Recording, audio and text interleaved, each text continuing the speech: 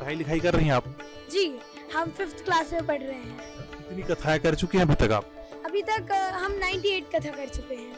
तो हमारे ऊपर भी ठाकुर जी की कृपा का वही एक कण पड़ गया। तो प्रातः काल उठी कर रघुनाथा, मात पितहि गुरु नावहि माथा। अपने बच्चों को इंग्लिश मीडियम स्कूल में पढ़ा रहे हैं, इंग्लिश पढ़ा रहे हैं, पढ़ाइए, लेकिन संग संग हमारी धर्म संस्कृति के बारे में, हमारे सनातन के बारे में उन्हें अवश्य बताइए। आओ करें ये वादा, हम सबको खुश रखेंगे। आज भागवत कथा के व्यासपीठ के समीप और व्यासपीठ की एक तस्वीर दिखाता हूँ। देखिए तस्वीर जब देखेंगे तो यहाँ कथावाचक जो हैं वो बैठे हुए हैं और साथ ही उनके भाई हैं। ये तस्वीर आप लोगों को दिखाते हैं और इन्हीं से बातचीत करने के लिए आज इस कथा पीठ पर, व्यासपीठ पर पहुंचे हुए हैं। देविका दीक्षित जी हैं, जिस उम्र पे लोग पढ़ने लिखने जाते हैं उस उम्र पे कथा सुनाए आए हैं, तो उन्हीं से बातचीत करेंगे। दीदी सबसे पहले स्वागत है हमारे चैनल में। सभी भक्तों को जय श्री राधे, जय श्री श्याम। मैं देविका दीक्षित आप सभी भक्तों को मेरी ओर से चैनल के माध्यम से राधे राधे। जिस उम्र में लोग पढ़ने लिखने जाते हैं उस उम्र में आप कथा सुना रही हैं। जी, आप सब ठाकुर जी की कृपा है। कहते हैं ना, ठाकुर जी की कृपा का कण जिस पर पड़ता है उसका तो फिर मौज ही मौज होती है। तो हमारे ऊपर भी ठाकुर जी की कृपा का वही एक कण पड़ गया और वही कृपा से हम यहाँ बैठ सकते हैं मंच पर। अभी पढ़ाई लिखाई कर रही हैं आप? जी, हम 5th क्लास में पढ़ रहे हैं। क्यों कथा सुनाते हैं आप? हम बस लोगों को प्रेरणा देने के लिए, और हम जहाँ तक मानते हैं कि ठाकुर जी ने हमारे ऊपर इसलिए कृपा की कि हम जगह जगह जाकर लोगों को अच्छी संदेश दे सके, अच्छे संस्कार दे सके, इसलिए हम जाते हैं। ये नहीं लगता मन में कि बच्चे खेल रहे हैं मैं भी खेलूं? नहीं, अब थोड़ा बहुत तो वो लगता ही है, लेकिन फिर भी कथा करने का ज्यादा हमारा मन है। और फिर भी हम मंच पर बैठते हैं तो कोई कॉपी किताब सामने, कोई चिट सामने नहीं रखते। और सारी जैसे कि शिव महापुराण हुई, देवी भागवत हुई, श्रीमद् भागवत कथा हुई, आदि कथाएं, स्कंद पुराण, राम कथा, ऐसी कथाएं हम करते हैं। कितनी कथाएं कर चुके हैं अभी तक आप? अभी तक हम 98 कथा कर चुके हैं। तो जगह जगह जाकर कथाएं करते हैं, कई प्रदेशों में कथाएं कर चुके हैं। ये आपके भाई हैं? जी, हमारे छोटे भाई हैं अभिराम दीक्षित जी। अच्छा, आप भी हर कथा में इनके साथ रहते हैं, देविका जी के साथ? हाँ, जब हम छोटे थे जी। तब तो हम रहते नहीं थे। हाँ। जब ये 5 साल की थी तब हम रहते नहीं थे। हाँ। और जब हम बड़े हो गए तो पापा जी हमें लाने लगे कथा में, और हमारी 3 कथाएं हो गई। 3 कथाएं हो गई आपकी? 4 नहीं, 3 ही। अच्छा, 3 हुई। ये बताइए कब मन में ख्याल आया कि अध्यात्म की ओर प्रवेश करनी चाहिए, अब लोगों को कथाएं सुनानी चाहिए? मैं जब 5.5 साल की थी लगभग, तो हम ठाकुर जी के मंदिर में जाया करते थे। तो एक बार उन्होंने मुझे प्रत्यक्ष दर्शन दिए। अच्छा। ऐसा लगता था जैसे वो मुझे देख के कुछ बोलने का प्रयास करते हैं, आंखें ऐसे करते हैं, खोले बंद करते हैं, मुस्कुराते हैं। तो मैंने पापा जी को बताया, तो अब छोटी थी तो पापा जी के कंधे पे बैठकर जाती थी। तो एक बार मैंने पापा जी ने ऐसे ही पूछा, हम लोग स्टेशन पे थे, कहीं जा रहे थे, तो पापा जी, मैंने चित्र देखा ठाकुर जी का, तो मैंने पापा जी से बोला कि पिताजी, और वो चित्र जो है, हम इनके मंदिर में जाते थे तो हमें इनके दर्शन हुए। तो पापा जी ने बोला फिर बात क्यों नहीं की? तो मैंने बोला कि आप तो दौड़ आ गए थे, क्योंकि मैं ऊपर बैठी थी उनके कंधों पे। तो तभी से ठाकुर जी की ऐसी प्रेरणा होने लगी।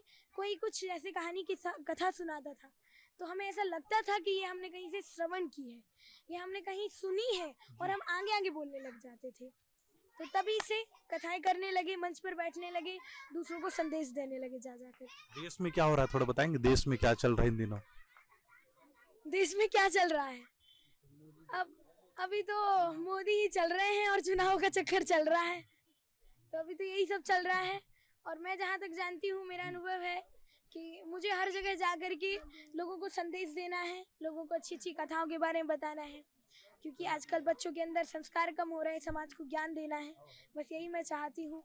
आजकल बच्चे इंग्लिश मीडियम स्कूल में पढ़ने जाते हैं तो वहाँ उनके अंदर संस्कार कम हो रहे हैं। और जो भी माता पिता मुझे देख रहे हैं, मैं उनसे एक ही प्रार्थना करना चाहूँगी, आप अपने बच्चों को इंग्लिश मीडियम स्कूल में पढ़ा रहे हैं, इंग्लिश पढ़ा रहे हैं, पढ़ाइए, लेकिन संग संग हमारी धर्म संस्कृति के बारे में, हमारे सनातन के बारे में उन्हें अवश्य बताइए। पूर्व में गुरुकुल की प्रथा होती थी, तो क्या वर्तमान में भी गुरुकुल की प्रथा होनी चाहिए?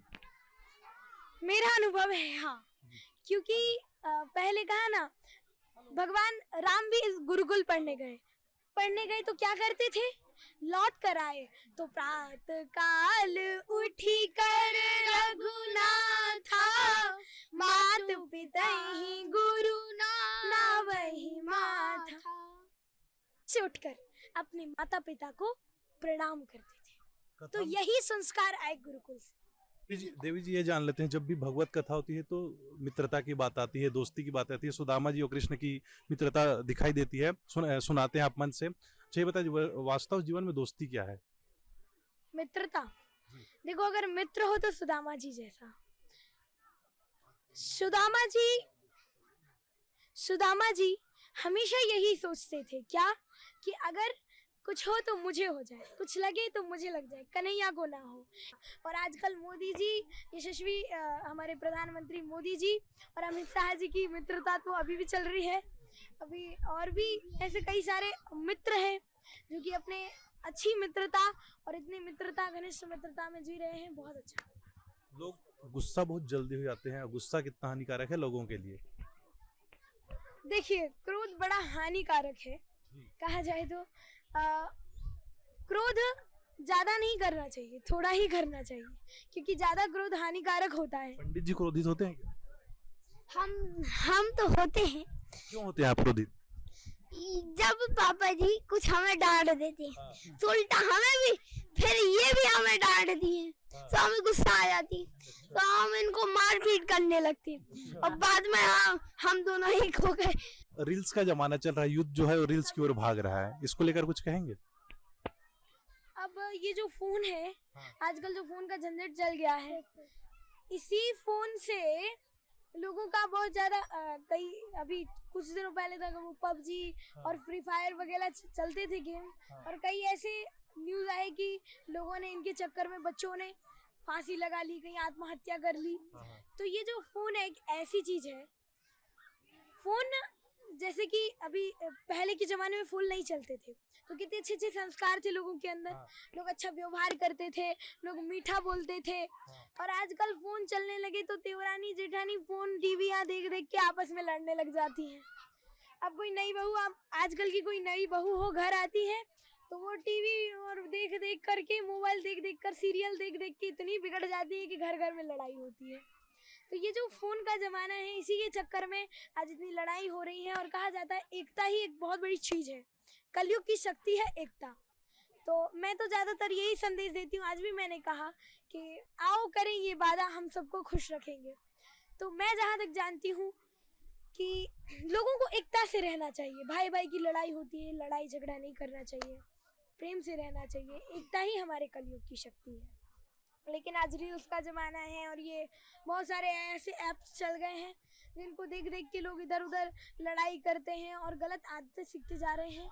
तो मैं जहाँ तक जानती हूँ कि लोगों को फ़ोन चलाएं, इसके लिए मैं मना नहीं करती, पर उसमें अच्छी चीज़ें देखें और साथ ही साथ कथा सुनने जाएं, सत्संग सुनने जाएं, मंदिर जाएं, पूजा करें, पाठ करें और यूं ही भगवान की भक्ति में अपना जीवन गुजारें। बस मेरा यही कहना है। तो हमारे साथ देविका दीक्षित जी थी, उन्हीं से बातचीत कर रहे थे। वो कह रही थी कि लोगों को हमेशा एकता में रहनी चाहिए, क्योंकि जो कलयुग की शक्ति है वो एकता है। और वो महज 5 साल की उम्र से ही कथाएं कर रही हैं और उनके जो छोटे भाई हैं वो भी उनके साथ हर कथा में पहुँचते हैं। और अब तक ये जो उनके जो कथा है वो 98 कथा, तो 98 कथा वो देश के अलग अलग राज्यों में घूमकर कर चुकी हैं।